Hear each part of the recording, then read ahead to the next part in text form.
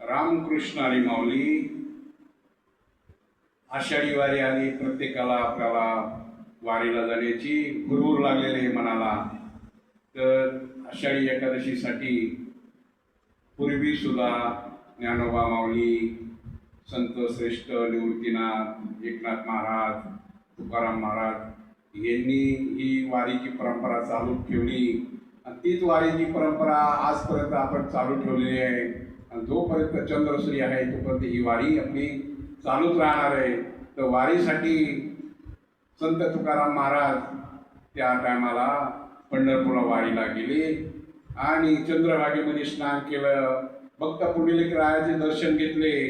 नंतर विठुरायाचे दर्शन घेऊन त्या टायमाला त्या विठुरायाचं दर्शन घेतल्यानंतर त्याला ती एक मनामध्ये भावना निर्माण झाली. सुंदरती ध्यान उभे विटेवरी, कर कटेवरी ठेवूनिया. मन मोकळे झाले आणि आनंद झाला त्यांना. आणि नंतर परतीच्या वारीसाठी ज्या टायमाला ते आपल्या गावाकडे म्हणजे संसारामध्ये निघण्यासाठी निघाले, तर त्या टायमाला त्यांची एखाद्या नवीन लग्न झालेल्या मुलीसारखी गत झाली. जसे मुलगी सासरला निघते आणि त्या टायमाला त्यांची त्या मुलीची अवस्था होती, त्याचप्रमाणे त्या तुकाराम महाराजांची अवस्था झाली.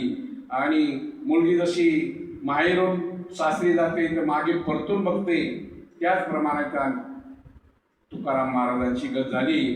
तर त्याच्यावरती हा अभंग त्या टायमाला त्यांनी रचलेला आहे.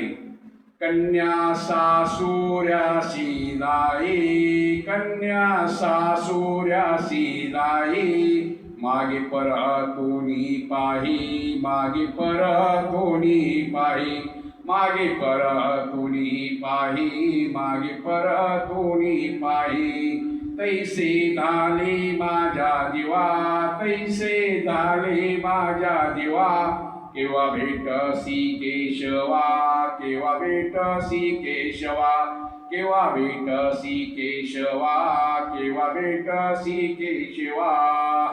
चुकली माय, चुकली माय, बाळ हुर हुर पायी, बाळ हुर हुर पायी, बाळ हुर हुर पायी, बाळ हुर हुर पायी. तैसे झाले माझ्या जीवा, तैसे झाले माझ्या जीवा, केव्हा भेटसी केशवा, केव्हा भेटसी केशवा, केव्हा भेटसी केशवा, केव्हा भेटसी केशवा.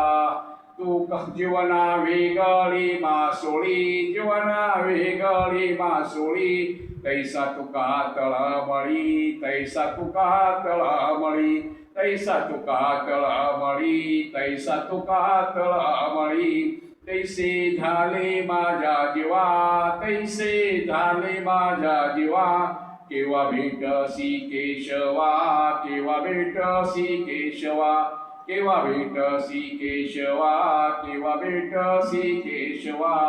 रामकृष्ण.